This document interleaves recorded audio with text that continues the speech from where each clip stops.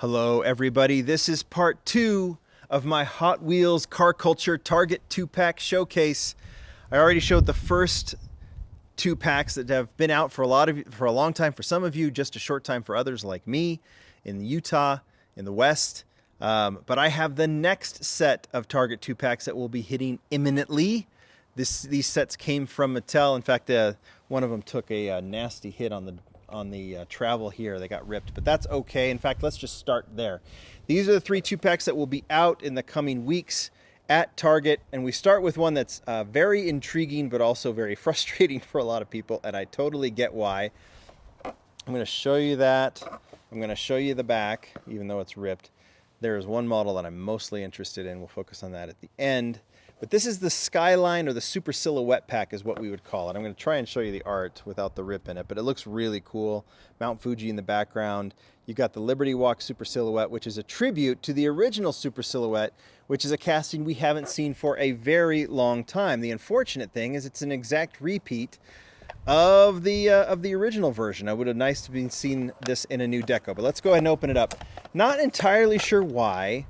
You know, when we've seen historically one new model and one repeat in these Target 2-packs, I'm just going to toss that off to the side.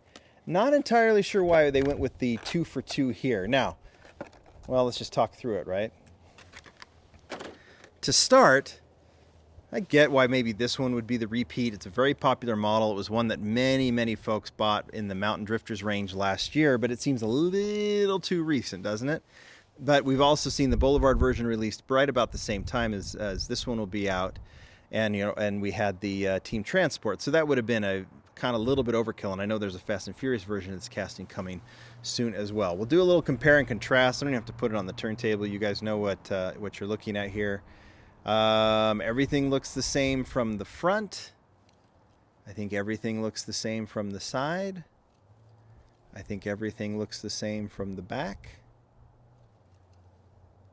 And the other side, and even from the top. So not anything different, right? This is definitely the same release. I mean, there might be some slight differences in the tempo, but no big deal there. But it's this one. This is the Paul Newman version of the original Super Silhouette. Now, a lot of opinions about this one. I'll go ahead and put it on the turntable to start while I talk about it. Plastic spoiler. Super Silhouettes it was part of the R30 Skyline, right? That the Super Silhouettes were done. They're race cars that were very famous in Japan. In fact, inspired the entire Bosozoku car scene, right, in Japan, with like cars that start in a very normal silhouette, but then go super wide, get all kinds of interesting details, and you can see the influence there. So it's really cool that they've done this car. The only issue was this casting is kind of blah. It just didn't seem, it sits way too high. The Super Silhouette race cars, like the Liberty Walk, really hits the stance correctly. This one sits a little too high, a little too thick, not detailed enough. Not entirely sure. And I think this is a casting that kind of left everyone a little frustrated, and that's maybe one of the reasons we haven't seen it since, because it just doesn't look that good. It would be one that could really use an update. And maybe that is why we just see it in the exact same version in the Paul Newman number 25. It is exactly the same. I don't know anything that's different on this one. This is just a casting that just was not done well. There's just no way around it. It just isn't that good. And I don't know. I mean, you can't put the Tomica logo on there, your Hot Wheels. That's what the Super Silhouettes were. That's the famous deco. But I still just don't know. Either update this casting, but maybe put a new deco on it. At least you have it. But I'm just a little bit surprised that we're seeing it the way we are. And the fact that this was a double repeat. It's going to get picked up because people pick up every Skyline set there is, but it's just not that interesting. All right. Let's go with this one. This is one thing that I think is really cool. We saw the Snake and Mongoose set in the last one. Cool to see the funny cars come back, even though they were the same decos. But we are seeing Hot Wheels, like when car culture started. In fact, let me just show you the set, and then I'll start talking about it. This is the 65 Dodge Coronet. That's your repeat from the drag strip, the first drag strip Demon mix in car culture. And then this is the 1963 Plymouth Belvedere 620 or 426 Wedge. This is a casting that we have not seen in car culture yet. In fact, we haven't seen it much at all. Let me just show you the first version of this casting. I think this was the first version in Hot Wheels Garage. I think it goes back that far. I think we've seen it as a mail-in is the most recent version of this casting, but this clean red version is very, very nice. One that I've had in my collection and enjoy having this one. And now we see it in kind of a more of like a vintage racing style. That's kind of more what I want to focus on. So let's open it up. There's the artwork. Look at that racetrack look that Julian Coyles did. Let's open this one up. I think, you know, the Lexus is really important, but and we're going to do this. But I think one of the better stories is that Hot Wheels, while car culture when it first launched, you saw a lot of European, a lot of Japanese, and there's nothing, you know, that was very new at the time. We're now starting to see them fill in some of these like vintage racing, kind of muscle cars, classic American racing sets. And I'll talk more about this later, but I'm going to start working on a video series in the coming months on kind of these just racing, this kind of ongoing racing lines. We're starting to see the current Hot Wheels premium team kind of go back to vintage racing, Drag Strip Demons, that 2012 racing set. And we're starting to see that family grow, which is really, really cool. So let's start with this casting.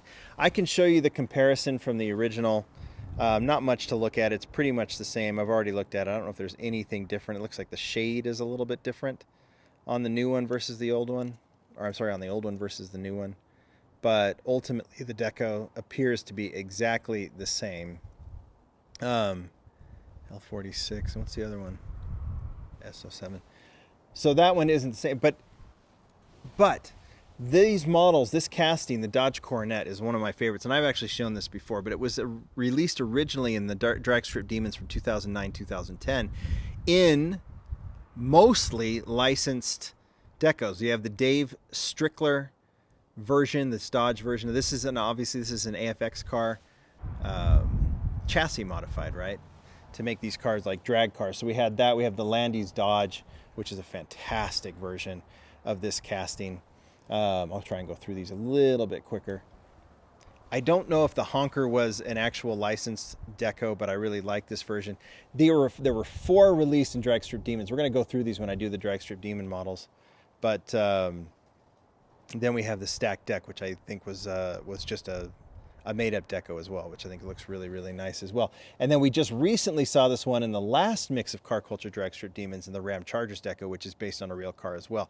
So you look at this recent release mixed with this release, going back to the 4, and now you're starting to see this family of, like, from the Drag Strip Demons on, you now have 6 versions of this casting, which I think is really, really cool to start seeing. And I'm like maybe we're seeing like this extension going, and these don't feel like the relics that they are from way back when. I'm really excited to see that happening. I actually even pulled out a previous 2-pack that I think really compares now. This is the Talladega, another casting we hadn't seen for a while that all of a sudden showed up in a Target 2-pack, the Talladega or Bust. Again, not licensed per se deco, not based on an actual race car, but very much in that style from that era. And then here, how about this? The Bubba's Bearings Chevelle, a casting we hadn't seen in a long time as well, looking very much vintage racing as well. You start seeing the vintage racing family form, and that brings us to this one, this Mopar version of the Wedge, which I think is super, super cool. Now, they do the HW, I'm assuming that means Hot Wheels, but you're seeing it at least done in a deco that is very reminiscent of vintage racing. I would like to see more actual race cars, like with the actual racing decos and that vintage styling, but at least we're seeing this happen, and we're seeing them go back to what has turned out, the vintage racing and Drag Strip Demon sets have turned out to be very popular among collectors, including me, as I bought an entire set of Drag Strip Demons because I was stupid enough to ignore them when they were out like 14 or 15 years ago. So I'm really happy to see these castings getting revisited, these decos getting revisited, and I'm going to start doing some kind of legacy videos connecting vintage racing to some of the car culture releases and other releases of late. And I'll do that in the future, but I really, really love seeing that. All right, Put those over here. Let's now move completely away from that vintage racing and let's talk about this set. How cool is this? Very modern. Pandem Subaru BRZ and the Lexus RCF GT3. That is a new casting. So excited to open it up. Let's talk about the BRZ. Let's focus on the artwork for a minute. Yay, yay, yay. Now let's get to the models. I mean, that's actually really nice art. I shouldn't act like I'm blowing that off. Have nothing to compare the Lexus to, so we'll just we'll save that for last. BRZ, we do have a new. Oh, that's so cool. Let's get the BRZ over with. I want to talk about this Lexus. All right, BRZ, you're cool, but well, there's a shade difference. But this is the exact same version as the original version of the casting. Now, at least, baby, we have a straight spoiler versus the crooked spoiler you could not avoid in the original when it was released in car culture, right? It was just packaged in a way that that plastic spoiler would get all pushed aside, and there's ways to like loosen the plastic and get it reset, but I've been too lazy to do it. And now I'm really going to be lazy because now I have a version with the straight spoiler. I see nothing, Gretty license plate on the back. I see nothing that's different about these two. So I'll just put this, put one aside, and there it is on the turntable so you can have a look at it very, very quickly. It's an awesome casting. We've seen it in the, was it Falcon that we got? Was it? I think it was Falcon. And we'll obviously see some other versions of this casting because it is very popular. It's very cool. And I'm a big fan of that one. But let's get off that topic and let's talk about this Lexus. Nothing to compare it to, but I think we're going to see more cars like this. This is the Lexus RCF GT3. We've had some GT racers. I guess I could have pulled out some of those, but I'd like to. They've been mostly in basic. Hopefully we get some more GT racers in premium, and maybe this is a sign of things to come. And I assume we will see this casting in some racing deco as well, but this clean matte black version is phenomenal. I think the spoiler is metal, but it does seem to be its own piece. Maybe it's, no, it's plastic. That's a plastic spoiler, but it matches wonderfully with the matte black. So that looks really, really good there. I don't have much to say other than this is a fantastic new casting. And we've already gotten some really good premium new castings coming out. This is going to, well, they're coming. We know they're coming. And this is a really, really nice addition. Nice start. I'm trying to remember if what we've seen in premium that's new. Maybe nothing yet. We know what's coming, though. And obviously the convention is coming, and we'll see what's coming from there. But this thing looks phenomenal. Roll cage, really nicely detailed. I don't know who designed this one. Mark Jones does a lot of premium, but Phil Reelman's been doing some of it as well. He'll have to tell me. Yeah, I just wanted to put it on the turntable and ogle over it because it's fantastic, and it is definitely the highlight of actually both sets, I think. When you get a new casting, I think that's is that the first time we've seen a new casting in a Target 2-pack? Might be. You guys tell me what you think. We've done it in 2 parts, 2 very cool sets. The McLarens win the first mix. This set wins the next mix, although I'm really liking this return to vintage racing that we're seeing coming from premium as well. You guys tell me what you think. Thanks, everybody. Bye.